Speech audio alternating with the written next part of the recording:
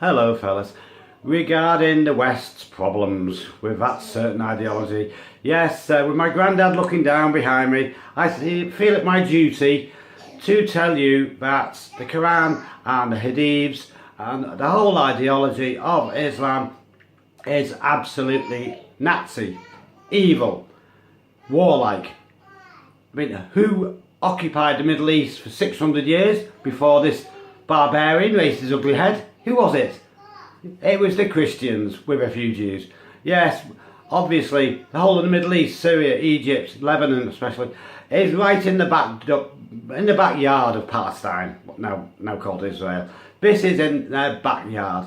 Everyone in the region flocked to join Christianity. Why wouldn't they?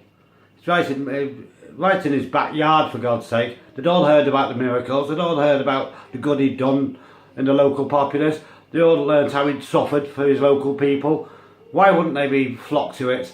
But, of course, Islam and ISIS want you to think that there was nothing before Muhammad. Nothing before this throat-slicing monster who was a child abuser, who was responsible for the murder of roughly 10,000 people just on the Arabian Peninsula, and in total, with their Islamic empire, their military empire, sweeping through, well, all over Egypt, Morocco, Turkey, Iraq, Iran, Tunisia, the whole of North Africa, occupying Spain for 400 years, pushing into southern France. Did you know this? Did you know that there were black Islamic gangsters stealing villages' children in southern France in the early days, in like the 700s? Do you know this? Yeah, this is why the Pope reluctantly agreed to pay a fortune out to pay for an army. He paid for a small army man led by Charles Martel, and they kicked their miserable, pathetic asses out of southern France, and then they kicked him out of Europe, and then they kicked him out of Sicily.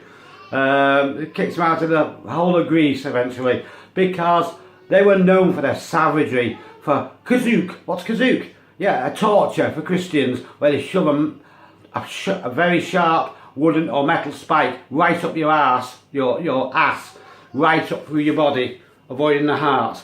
Yeah, skinning Christians alive, skinning Jews alive. Raping boys, raping girls, and then killing them, selling a million, up to 1 million slaves were sold. Women, kids, young men who were usually castrated.